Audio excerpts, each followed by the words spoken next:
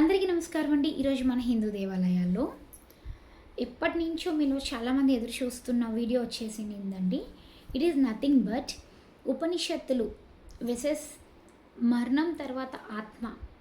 శ్రీకృష్ణుడు భగవానుడు ఏం చెప్పాడు అనింది అక్కడ నేను చెప్తాను అన్నాను ఆఫ్టర్ ఉపనిషత్తుల తర్వాత, బట్ చెప్పడానికి అవ్వలేదు. వై బికాస్ నాకు లేట్ అవ్వడానికి చాలా రీజన్ ఉందండి. ఎందుకంటే దీనికోసం నేను సెర్చ్ చేస్తునేటప్పుడు ఏంటంటే నాకు ఒక్కొక్క దగ్గర ఒక్కొక్క వేరియేషను డిఫరెన్స్ అనింది. అసలు ఒకదానికొకటి ఇది లేకుండా ఉందన్నమాట. సో ఏదైనా నేను కొంచెం తెలుసుకొని మీ ముందుకు తీసుకొస్తే బాగుంటుంది కదా అని దీనికోసం కొంచెం వర్కౌట్ ఎక్కువగానే చేయాల్సి వచ్చింది. 1 మంత్ పైనే పట్టింది నన్ను అడిగితే. అది 1 మంత్ పైన అయిపోయింది. ఆ తర్వాత నుంచి కూడా నేను దీనికోసం ఎక్స్ప్లెనేషన్ చేసుకుంటా చూసుకొని ఎట్లా చెప్పాలి మన వాళ్ళకి ఏమి అనేది కూడా టాపిక్ అనేది నేను రెడీ చేసుకొని మీ ముందుకు రావడానికి నాకు ఈ టైం పట్టేసింది. ఎండింగ్ వరకు చూడండి. కొత్త వాళ్ళు అయితే పాత వీడియోస్ కూడా ఉన్నాయండి, అవి కూడా చూడండి. మీకు నచ్చితేనే చూడండి. దీంట్లో ఏమంటారు, మర్చిపోయినా ఏమంటారు నేను ఫోర్స్ ఏమీ లేదనమాట. మర్చిపోయినాను ఏం చెప్పాలో.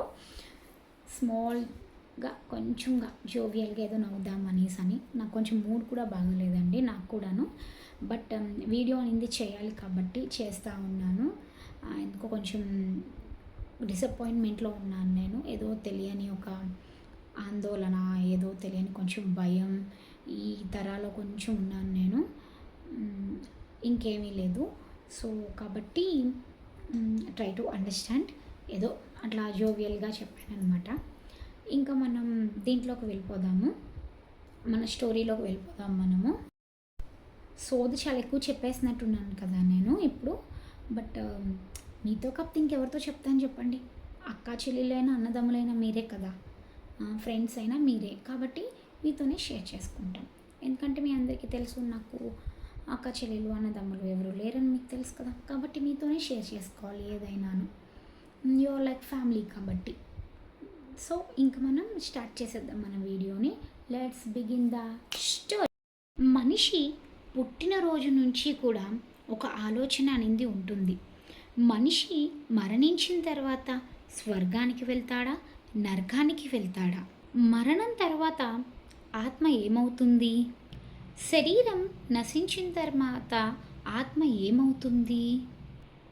ఈ ప్రశ్నకు భగవద్గీతలో శ్రీకృష్ణుడు అర్జునుడికి వివరంగా చెప్పాడు. శ్రీకృష్ణుడు చెప్తాడు, ఆత్మకి జననం లేదు, మరణం లేదు. శరీరం మాత్రం పుడుతుంది, పెరుగుతుంది, మరణిస్తుంది. కానీ ఆత్మ శాశ్వతమైనది.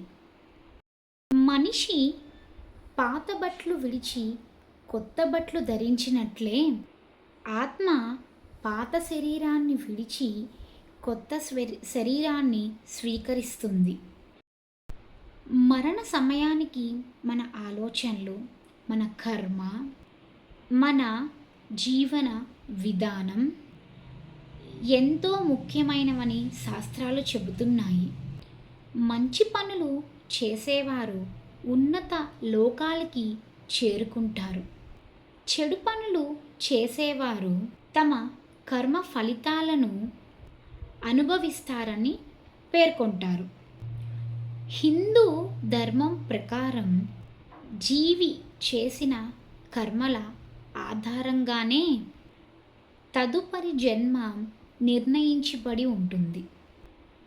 అందుకే కర్మ సిద్ధానికి ప్రాముఖ్యత ఎక్కువగా ఉంటుంది. మన జీవితంలో ప్రతి మాట, ప్రతి పని, ప్రతి ఆలోచన ఒక ముద్రగా నిలుస్తుంది. అదే భవిష్యత్తు జన్మకు కారణమవుతుంది. పురాణాల ప్రకారం ఆత్మ మరణం తరువాత సూక్ష్మ రూపంలో ప్రయాణిస్తూ ఉంటుంది. తదుపరి ఆ కర్మలు అనుగుణంగా తదుపరి గమ్యాన్ని చేరుకుంటుంది. అయితే భగవంతుణ్ణి భక్తితో జీవించిన వారు, నిస్వార్థంగా ధర్మాన్ని అనుసరించే వాళ్ళు, భగవన్నామ స్మరణ చేస్తూ జీవించే వాళ్ళు మోక్షం కలుగుతుందని శాస్త్రాలు చెబుతున్నాయి. ఇక్కడ మీకు ఒక డౌట్ రావచ్చండి, అసలు మోక్షం అంటే ఏమిటి అనేసి అని. ఇప్పుడు దాని ఎక్స్ప్లెనేషన్ కూడా నేను ఇస్తాను. మోక్షం అంటే పూర్వ జన్మల కర్మ ఫలం, కర్మ చక్రం నుంచి విముక్తి. అదే జీవనాత్మక యొక్క పరమ గమ్యం. అందుకే మన పెద్దవాళ్ళు ధర్మంగా జీవించమని, మంచి పనులు చెయ్యమని, భగవంతుణ్ణి స్మరించమని చెబుతూ ఉంటారు. భక్తులారా, మనం ఎంతకాలం బ్రతికాము అనేది కాదు, బ్రతికుండేటప్పుడు మనం ఎలా బ్రతుకుతున్నాం అనేది ఇక్కడ ముఖ్యమైన విషయం. చివరిగా ఒక్క విషయాన్ని గుర్తుపెట్టుకోండి, శరీరం నశిస్తుంది, ఆత్మ కాదు. ఆత్మ శాశ్వతం. కర్మ మన వెంట వస్తుంది. ధర్మం మనల్ని ఉన్నత స్థాయికి తీసుకొని వెళ్తుంది. ఓం శాంతి, ఓం శాంతి, ఓం శాంతి. నేను చెప్తాననేది చెప్పేశానండి. సో చూడడం చూడకపోవడం మీ ఇష్టం, అంతే.